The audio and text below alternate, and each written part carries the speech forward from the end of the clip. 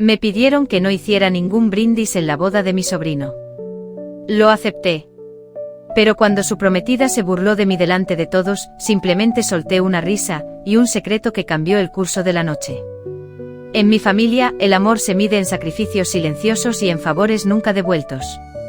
Somos de esas familias en las que el afecto no se expresa con abrazos, sino con tareas cumplidas, con presencias esperadas, con roles asumidos sin cuestionamiento. Nunca nos dijeron te amo, pero sí, puedes cuidar a los niños, me ayudas con mamá, no vayas a causar problemas.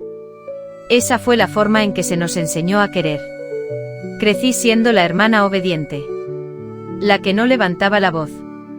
La que estaba ahí cuando todos desaparecían. Mi madre decía que yo tenía el don de la calma, como si fuera una virtud. Pero ahora, a mis 58 años, sé que no era calma, era resignación. Era el entrenamiento riguroso de una vida en la que me enseñaron a priorizar la paz de los demás, incluso cuando eso significaba anular la mía. Mi hermano mayor, Rubén, siempre fue el centro de la atención familiar. Carismático, brillante, seguro de sí mismo. Incluso cuando cometía errores, era admirado por su capacidad de salir adelante. Yo lo miraba con una mezcla de amor y envidia silenciosa. Él tenía permiso para equivocarse. Yo, no. Yo era la que recogía los platos después de las cenas, la que escuchaba sin juzgar, la que cuidaba de mamá cuando enfermó, la que dejó de lado sus propios planes para ser útil. Cuando su hijo Joaquín nació, yo tenía 30 años. Sin hijos, sin pareja, y con una vida que empezaba a sentirse como una sala de espera. No me lo pidieron, pero todos asumieron, incluyéndome, que yo estaría ahí para ayudar. Joaquín fue, sin que nadie lo declarara, como un hijo para mí. Le enseñé a andar en bicicleta, le hice su disfraz de pirata para la escuela, le preparaba su comida favorita cuando venía de visita. Rubén y su esposa tenían sus propios problemas, una relación fría, distante, marcada por el hastío, y Joaquín encontraba en mí un espacio seguro, una risa constante, un oído que no juzgaba. Durante años, nadie se detuvo a agradecerlo. Pero tampoco me importaba. Sentía que pertenecía. Que ese niño era, en parte, mi obra más sincera. Sin embargo, todo empezó a cambiar cuando Joaquín conoció a Sofía. Desde el primer momento, ella me resultó incómoda. No por celos, nunca he sentido celos de una nuera o una sobrina política, sino por cómo me miraba. Tenía esa forma de observarme con una sonrisa forzada, como quien trata de entender por qué una mujer de mi edad está sola, sin hijos, sin marido, sin una vida propia.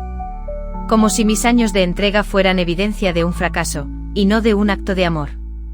Sofía llegó a la familia como un torbellino. Exigente, perfeccionista, controladora. Joaquín, siempre tan dulce conmigo, comenzó a cambiar. Se volvió más distante. Sus mensajes eran más cortos. Las visitas se volvieron menos frecuentes. Pensé que era parte del enamoramiento, de la construcción de una nueva etapa. Pero pronto entendí que no era una transición natural, sino una reconfiguración forzada. Sofía no solo quería formar una familia nueva. Quería borrar todo rastro de lo anterior. Y yo, al parecer, era parte de lo que debía quedar atrás. La boda se acercaba. Yo me ofrecí para ayudar con la organización, como siempre hacía, pero me dijeron que ya tenían todo bajo control. Me invitaron, claro, pero no con entusiasmo. Todo estaba siendo manejado por el equipo de Sofía. Mi papel estaba reducido al de una tía más. Una invitada cualquiera. No dije nada. No hice escenas. Incluso cuando, 2 semanas antes de la boda, mi hermano me llamó para decirme: Ana, preferiríamos que no hablaras en los brindis. Ya hay un orden, y no queremos extendernos. Seguro lo comprendes. Claro que sí, respondí. Y colgué. Esa noche me senté sola en mi cocina. Me serví una copa de vino. Miré mis manos sobre la mesa. Esas manos que habían cargado a Joaquín cuando tenía fiebre. Que habían aplaudido en cada uno de sus actos escolares. Que habían sostenido a mi familia cuando todo se derrumbaba. Y pensé, ¿cuántas veces he callado para no incomodar? No lloré. No esa noche. Pero algo dentro de mí se rompió, suave y firme como una grieta que crece en silencio. Fui a la boda con una sonrisa tranquila, con un vestido que llevaba meses guardado para una ocasión especial. Ya no pensaba en el brindis. Pensaba en cómo a veces el silencio no es paz. Es invisibilidad. Y esa noche, cuando todo parecía seguir el guión, cuando la armonía fingida reinaba como siempre, una sola risa mía bastó para encender el incendio. Y para recordarle a todos que yo no había desaparecido. La traición no llegó de repente como un rayo en un cielo despejado. Fue una sucesión de pequeños cortes, de palabras dichas a medias, de silencios cómplices que al final rompieron la confianza que yo había depositado sin reservas en Joaquín. Pero hubo un momento, un instante exacto que partió todo en dos y me obligó a ver la verdad con los ojos bien abiertos. Fue en la despedida de soltera de Sofía, unos días antes de la boda. Me habían dejado fuera de casi todo, claro. No había invitación, ni siquiera un mensaje. Supe del evento por terceros. Eso ya dolió. Pero la herida verdadera fue cuando me enteré de lo que allí dijeron y cómo me usaron para reírse a mis espaldas. Una amiga de la familia, que tenía más cercanía con Sofía, me llamó al día siguiente con voz baja y casi en un susurro. Ana, no sé cómo decirte esto, pero Sofía dijo cosas horribles sobre ti.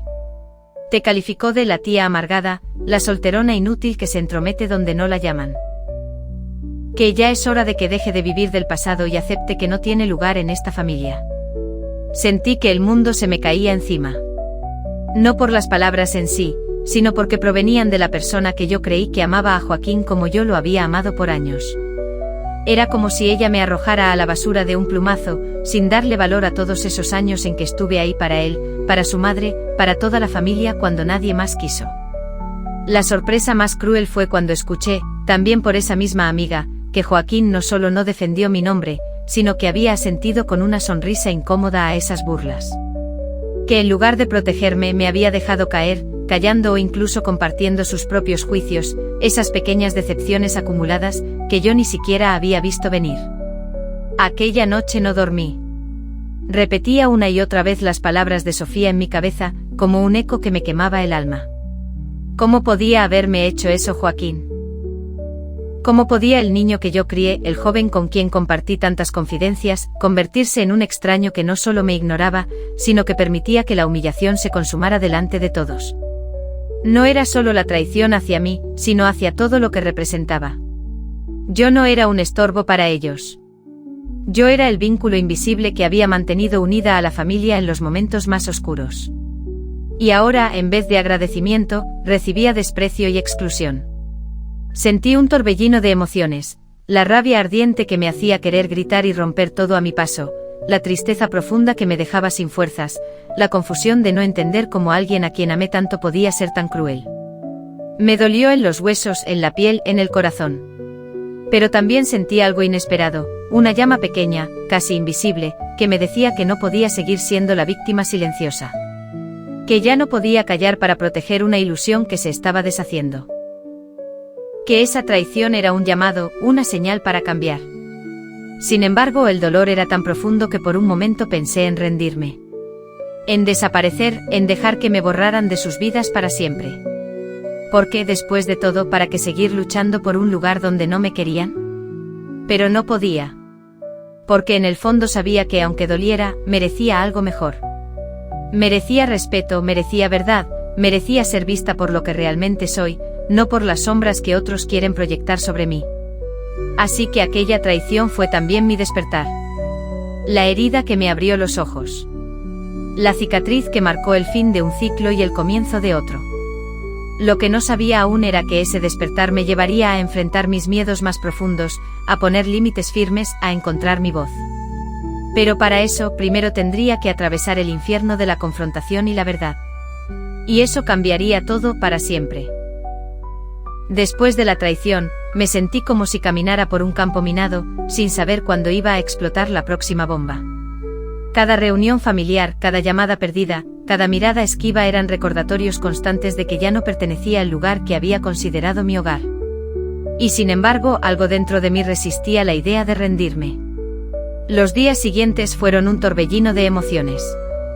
Me levantaba con un peso en el pecho, la tristeza clavada en la garganta, y sin embargo una pequeña voz me decía que esto no podía seguir así.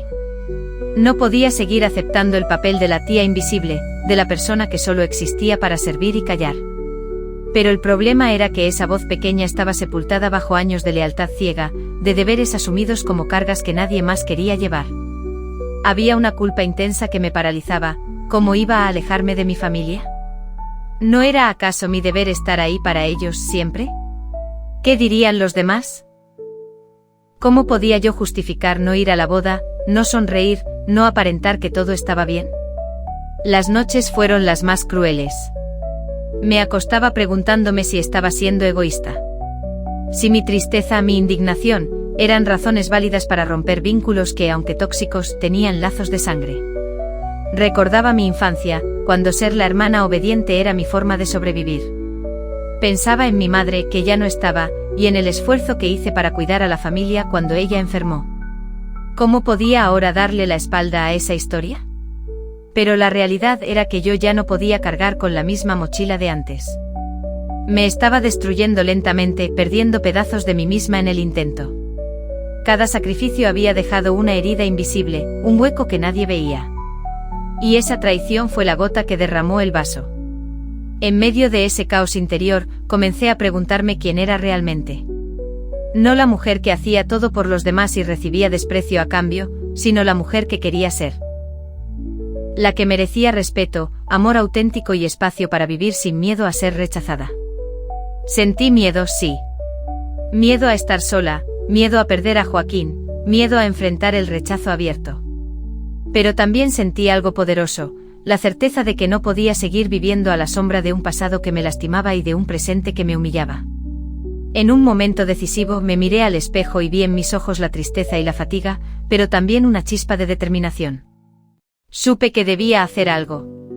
Que debía dejar de ser la víctima pasiva para convertirme en dueña de mi historia. No fue una decisión fácil.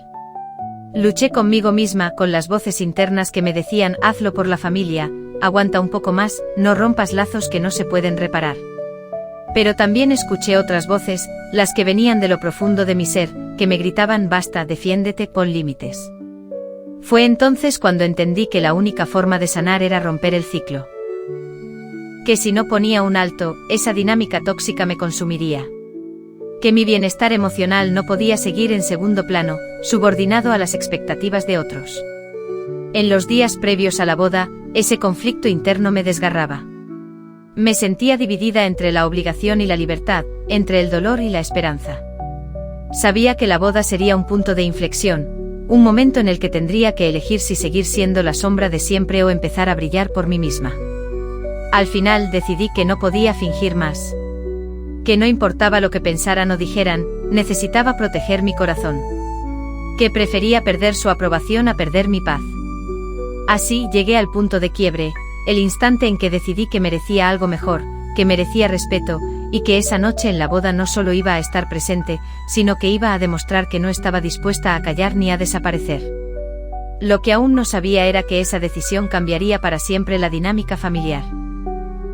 Que esa noche, frente a todos, se abrirían heridas profundas, pero también se abrirían caminos hacia la verdad y, tal vez, hacia la sanación.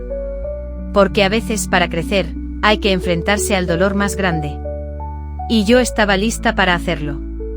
La noche de la boda llegó con su luz brillante y sus sonrisas falsas, esas que ocultan tempestades internas. Entré al salón con el corazón latiendo a 1000 por hora, consciente de que aquel momento sería una prueba definitiva. Me habían pedido que no hiciera ningún brindis, que evitara llamar la atención, que me limitara a ser un adorno más en esa celebración que, en teoría, debía unirnos a todos. Acepté en silencio, con la amarga sensación de que me estaban relegando a un rincón oscuro. Pero dentro de mí, algo bullía. No podía seguir fingiendo. No podía permitir que se burlaran de mí, que me invisibilizaran una vez más. Y entonces, cuando la prometida de mi sobrino, Sofía, comenzó a lanzar sus pullas delante de todos, supe que había llegado el momento de hablar. ¿Pero qué haces aquí?, me espetó con una sonrisa cínica, claramente disfrutando la atención que sus palabras generaban. Pensé que ya habías desaparecido de nuestras vidas. La última vez que intentaste ayudar, solo arruinaste todo. Un silencio incómodo invadió la sala. Las miradas se posaron sobre mí expectantes, juzgadoras. Podía sentir el peso de cada ojo clavado en mi pecho, como si esperaran que respondiera con sumisión, o, mejor aún, con un llanto humillado. Pero esa noche no era para callar. Respiré hondo, me levanté del asiento con una calma que sorprendió a todos, incluso a mí misma. La rabia, el dolor y la decepción se mezclaban en mis palabras, pero había también una firmeza inesperada. Sofía, comencé mirándola directo a los ojos. Tus palabras no solo son crueles, sino que son una muestra clara de lo que muchos han querido ocultar durante años, la verdad que ustedes prefieren esconder. Alguien murmuró incómodo. Mi sobrino me lanzó una mirada de advertencia, pero ya no podía detenerme. No vine a arruinar esta boda, continué. Vine porque, a pesar de todo, siempre he querido lo mejor para esta familia. Pero hoy, delante de todos, quiero revelar algo que muchos callan por miedo o por conveniencia. Sofía frunció el ceño, su sonrisa desapareció, y el murmullo se transformó en un silencio expectante. Saben por qué yo siempre estuve dispuesta a ayudar, aunque me ignoraran o me trataran como si fuera un estorbo. Pregunté con voz firme. Porque he sido testigo silenciosa de la verdad detrás de muchas sonrisas. He visto cómo se ocultan resentimientos, manipulación y falsedades que se disfrazan de armonía.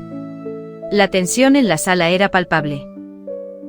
Los rostros de familiares y amigos se transformaban, algunos incrédulos, otros molestos, pero todos atentos. Y ahora, Sofía, dije dirigiéndome a ella con toda la intensidad que podía reunir, te voy a contar un secreto que cambiará la forma en que ves a esta familia y, especialmente, a tu prometido. Mi sobrino tragó saliva, visiblemente incómodo. Ella, con la máscara ya caída, me miraba como si intentara adivinar por dónde iban mis palabras. Tu prometido, el hombre que hoy vas a llamar esposo, no habría llegado hasta aquí sin la ayuda y la guía de alguien que siempre tú menospreciaste, mi esposo.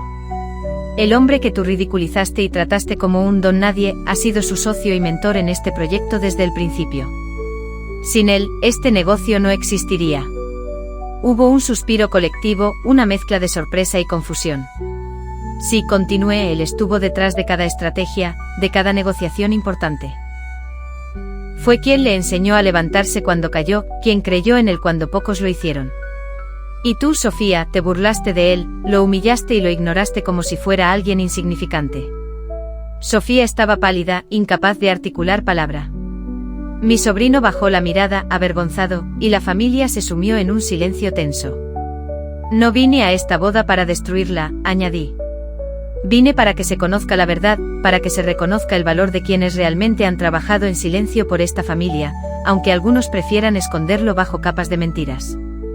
Las lágrimas se me escaparon, no de tristeza, sino de liberación. Por primera vez sentí que mi voz era escuchada, que mi verdad tenía peso. Mi sobrino finalmente habló con voz baja y firme. Gracias por decirlo. Creo que todos necesitábamos escuchar esta verdad. La promesa de boda quedó suspendida en el aire, mientras cada uno procesaba lo que había escuchado. Yo por mi parte sentí que un peso enorme se había desprendido de mis hombros. La confrontación no fue fácil. Me enfrenté a años de silencio, de humillaciones, de invisibilización. Pero también me enfrenté a mí misma, a mis miedos, a mi dolor y a mis límites. Y en esa noche, con todas las miradas puestas en mí, con todas las verdades al descubierto, sentí que empezaba un nuevo capítulo. Uno donde ya no iba a aceptar que me arrebataran mi dignidad ni mi voz. Porque la verdad, por dolorosa que sea, siempre es un acto de amor hacia uno mismo. Después de esa noche en la boda, supe que algo debía cambiar radicalmente. No podía permitirme volver a ser la persona invisible, la que se sacrificaba sin recibir nada a cambio. La confrontación me dio fuerza, pero también dejó claro que para sanar necesitaba poner límites firmes, claros, que nadie pudiera ignorar. Al principio fue como construir un muro ladrillo a ladrillo, con dudas y miedos acechando a cada paso. Cada vez que alguien de la familia intentaba invadir mi espacio emocional o físico, sentía esa voz interna que me decía, ¿y si se molestan? ¿Y si me alejo para siempre? Pero aprendí que ceder a ese miedo era volver a perderme. Decidí empezar con cosas pequeñas, concretas. Por ejemplo, dejé de contestar mensajes que solo traían drama o críticas disfrazadas de preocupación. Ya no estaba disponible para conversaciones que me drenaban la energía y me dejaban sintiéndome peor. Poner un no sencillo pero firme fue un acto revolucionario para mí. También cuando me invitaban a eventos familiares donde sabía que iba a haber tensiones o humillaciones disfrazadas de bromas, aprendí a decir no. Al principio me sentía culpable, como si estuviera fallando a quienes aún me querían cerca, pero con el tiempo entendí que cuidarme no es egoísmo, es supervivencia. Hubo resistencia, claro. Mi familia no entendía mis límites, algunos lo tomaron como un rechazo directo, una traición. Recibí comentarios como te estás alejando, no eres la misma, estás poniendo excusas para no estar con nosotros. Pero yo sabía que esos eran intentos desesperados por mantener el control, por seguir alimentando la dinámica tóxica que nos había consumido a todos. Cuando esos ataques llegaban, en vez de caer en la trampa, respiraba profundo y repetía mi mantra interno, mi paz es prioridad. No era fácil, cada vez que defendía mi espacio sentía que recuperaba un poco más de mí misma. Además, comencé a marcar límites físicos. Dejé de ir a la casa familiar sin aviso previo, ya no aceptaba visitas sorpresa ni reuniones improvisadas que solo servían para arrastrarme a discusiones sin sentido. Pedí respeto por mi tiempo y mi espacio, y con el tiempo aprendieron que, si querían mi presencia, debían respetar esas reglas. Fue un proceso lento con altibajos. Hubo días en los que me sentía tentada a volver atrás, a ceder para evitar conflictos. Pero recordaba la sensación de humillación y dolor, y eso me daba fuerzas para seguir adelante. Descubrí también que establecer límites no solo protegía mi bienestar, sino que también mejoraba la calidad de mis relaciones. Aquellos familiares que respetaban mis decisiones empezaron a acercarse con más sinceridad, y algunas conversaciones que antes parecían imposibles se volvieron más auténticas. Lo más importante fue que en medio de ese proceso aprendí a escucharme. A reconocer mis necesidades, a validar mis emociones sin juzgarlas. Eso fue un cambio profundo porque durante años había minimizado mi propio dolor para no incomodar a nadie. Ahora, poner límites era un acto de amor propio. No se trataba de castigar ni de crear muros infranqueables, sino de construir un espacio seguro donde pudiera ser yo sin miedo. Sé que esto no significa que todo esté resuelto, ni que la familia entera vaya a cambiar.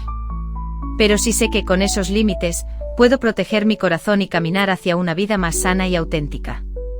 Y esa, sin duda, es la victoria más grande que he logrado hasta ahora. Durante años viví atrapada en una red invisible tejida por la obligación y la culpa. La familia era un deber sagrado, una cadena que me mantenía atada aunque doliera. Crecí creyendo que estar presente, apoyar en cada problema, perdonar cada herida y pasar por alto cada humillación era el precio que debía pagar por el amor y la aceptación. Pero llegó un momento en el que esa cadena comenzó a asfixiarme. Elegir la paz sobre la obligación fue la decisión más difícil que he tomado en mi vida. Porque en nuestra cultura la familia es el pilar, el refugio, el lazo irrompible. Romper con esa idea, por más tóxico que sea el vínculo, se siente casi como una traición. ¿Cómo decir no sin cargar con la culpa y el rechazo? La primera vez que dije no con convicción, sentí un vértigo inesperado. No fue un no cualquiera, sino un rechazo a sacrificar mi bienestar por cumplir expectativas que no me servían, que solo me drenaban. Fue decir no a las llamadas que solo traían reproches, a las reuniones que terminaban en peleas disfrazadas de tradiciones, a los mensajes que insistían en mi participación aunque eso me desgastara. No voy a negar que la culpa intentó agarrarme con fuerza. Se presentó con la voz de mi madre recordándome que la familia está antes que todo, con las palabras de hermanos diciendo que estaba apartándome, con miradas que juzgaban mi distancia como abandono. Pero con cada intento de hacerme sentir mal, aprendí a responder con calma: estoy eligiendo cuidarme. Esa elección fue un renacer. De repente pude respirar sin sentir que me ahogaba en responsabilidades ajenas. Pude escuchar mis propias emociones sin juzgarlas. Pude priorizar mi salud mental, mi felicidad, y eso me permitió reconstruir mi identidad más allá del rol impuesto de la que siempre da y nunca recibe. Al elegir la paz, también tuve que aprender a soltar el miedo al rechazo. Porque la familia a veces responde con dolor y enojo cuando alguien pone límites claros. No todos entendieron ni aceptaron mi decisión, algunos se alejaron, otros trataron de manipularme emocionalmente para que volviera al redil. Pero esa distancia fue necesaria para que yo pudiera crecer y sanar. En este proceso, descubrí que mi valor no depende de complacer a nadie. Mi amor propio no debe estar condicionado a estar disponible para quien solo sabe exigir y criticar. Elegir la paz significa proteger mi corazón de heridas repetidas, significa decir basta cuando el precio es demasiado alto. Además, esta elección me abrió la puerta a relaciones más sanas y auténticas. Empecé a rodearme de personas que respetan mis límites, que me valoran sin condiciones, que celebran mis triunfos y me apoyan en mis dificultades sin juicios. Esa red de apoyo me dio fuerzas para seguir firme. No fue un camino sencillo, y sé que la familia seguirá siendo una parte compleja de mi vida. Pero ahora puedo caminar con la frente en alto, sabiendo que elijo mi bienestar sin culpa ni temor. Porque al final, no se trata de abandonar a la familia, sino de respetarme a mí misma. De elegir la paz que tanto anhelaba y merezco. Y esa, sin duda, es la victoria más grande que he logrado hasta ahora. Después de haber puesto límites claros y elegido mi paz por encima de las obligaciones familiares, la vida comenzó a cambiar de maneras que nunca imaginé.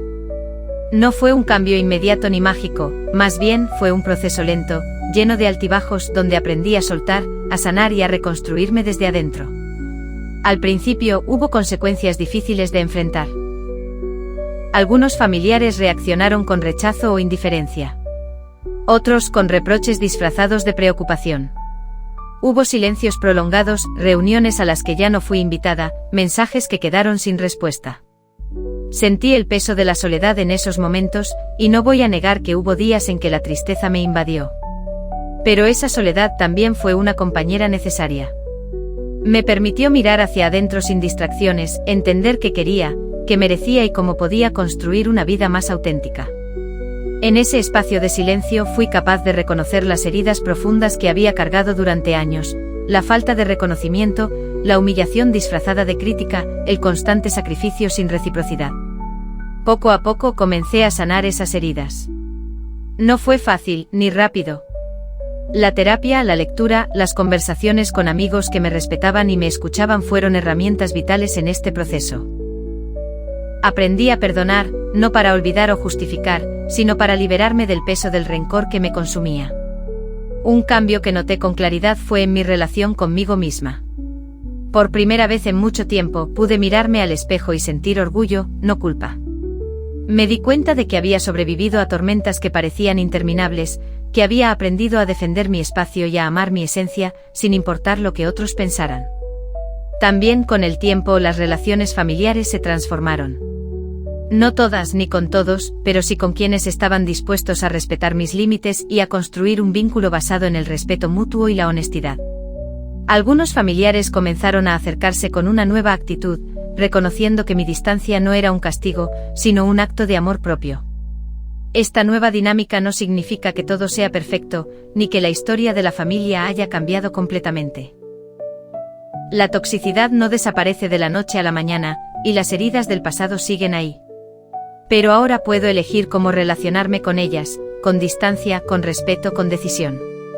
Lo más valioso que aprendí es que el amor familiar no siempre es incondicional ni saludable. A veces el verdadero amor implica alejarse para protegerse, poner límites donde antes solo había sumisión, y elegir la paz aunque eso implique dolor y rupturas. Este crecimiento me ha permitido abrir la puerta a nuevas experiencias y relaciones más sanas. He aprendido a rodearme de personas que me valoran por quien soy, que respetan mis decisiones y que aportan luz a mi vida. Esa red de apoyo ha sido un bálsamo en los días difíciles y una fuente constante de fuerza y esperanza. También he descubierto una nueva forma de mirar a mi familia, con compasión, sin idealizaciones ni expectativas irreales. Ahora sé que cada quien carga sus propias heridas y limitaciones, y que no puedo cambiar a nadie, solo a mí misma. Eso me ha liberado de la frustración constante y me ha dado paz. En resumen, estas decisiones, aunque dolorosas, fueron el camino hacia una versión más auténtica y libre de mí misma. Elegir la paz sobre la obligación me permitió sanar, crecer y redefinir mi identidad más allá de la familia tóxica que conocí. Hoy comparto mi historia con la esperanza de que otros que estén atrapados en relaciones familiares dañinas encuentren en ella un reflejo, una voz que diga, no estás solo. Puedes elegir cuidarte. Puedes sanar.